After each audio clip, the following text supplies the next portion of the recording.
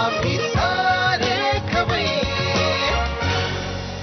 पुढची रेसिपी काय आहे? पुढची रेसिपी आपली भाजणीचा भगरा. भाजणीचा भगरा किंवा मोकळ भाजणी. मोकळ. ही नाव मोकळी भाजणी. मोकळी भाजणी किंवा अगदी कोकणातलं नाव घ्यायचं झालं तर पळवा. भाजणीचा पळवा म्हणतात. पळवा म्हणजे तो परतून परतून घ्यायचा म्हणून कदाचित असेल पळवा नाव ठेवलेलं. ते काय माहित नाही पण आई आमची म्हणजे पळवा म्हणून भाजणीचा पळवा. भाजणीचा पळवा किंवा भाजणीचा भगरा. भगरा. ओके. मला साहित्य सांगता काय काय? हो साहित्य म्हणजे खोबरं आहे. त्याच्यानंतर हा मुळा घातला की वास स्वाद छान लागतं. ओके. आणि हे आपण भाजणी बनवायची त्याचं हे मी सांगते आता. तांदूळ आहेत, त्याच्यानंतर ज्वारी आहे, हे अख्खे उडीद आहेत, हे हरभरे आहेत, गहू, बाजरी आणि आता हे आपलं साहित्य जिरं थोडंसं आणि धने घालायचे असतात ह्याच्यात भाजणीत आणि जिरं.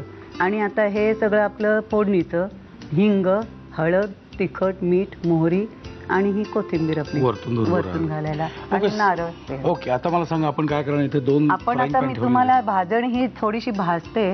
आपण बघूया म्हणजे भाजणी बनवायची कशी हे पण कळेल. हो.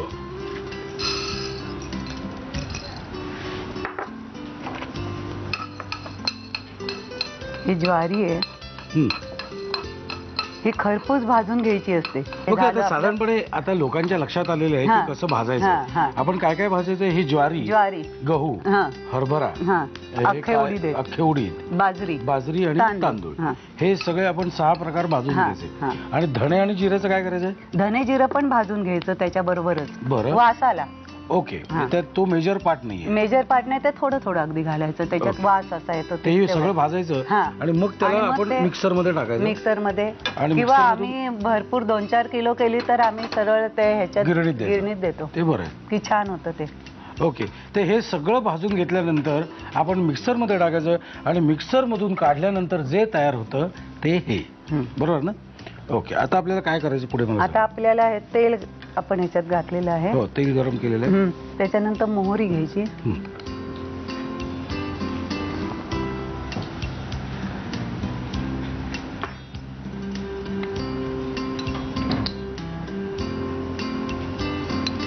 हिंगाचा आपल्या शरीराला काय उपयोग असतो?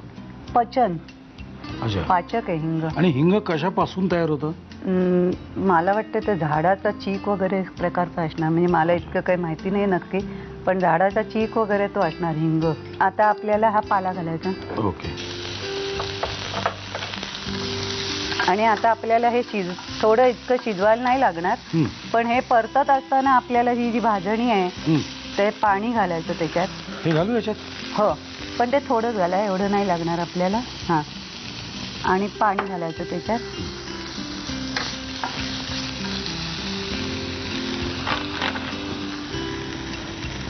आणि ह्याच्यातच आपल्याला तिखट आणि मीठ. बर. पुरे कमी कमी.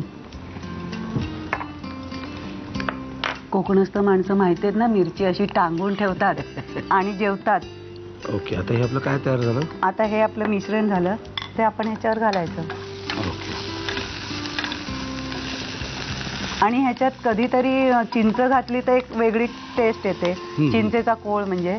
बरोबर. त्यात पाणी घालू का थोडं? हा, थोडंसं. ते काय फुगत जातं, पाणी जास्ती नाही होणार. बस आता परतत राहायचं मोकळी होईपर्यंत. ती मोकळी भाजणी झाली. अच्छा.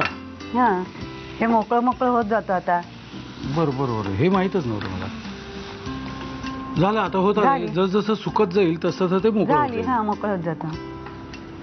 चला, तुम्ही सुकलेले चेहरे घेऊन बसा. घेऊन बसा काय, घेऊन बसू नका. कारण हे खाल्ल्यानंतर तुम्हाला असं प्रफुल्लित व्हायचं आहे. लिहून घ्या साहित्य आणि कृती. भाजणीचा भगरा बनवण्यासाठी लागणारं साहित्य: तांदूळ, ज्वारी, अख्खे उडीद, हरभरे, गहू, बाजरी, धणे, जिरे, हिंग, हळद, तिखट, मीठ, कोथिंबीर आणि ओलं खोबरं. कृती: पॅन मध्ये ज्वारी, बाजरी, तांदूळ, अख्खे उडीद, हरभरे, जिरे आणि धणे वेगवेगळे भाजून भाजणीचं पीठ दळून घ्यावं. एका बाउल मध्ये भाजणीचं पीठ घेऊन त्यामध्ये पाणी, तिखट आणि मीठ घालावं.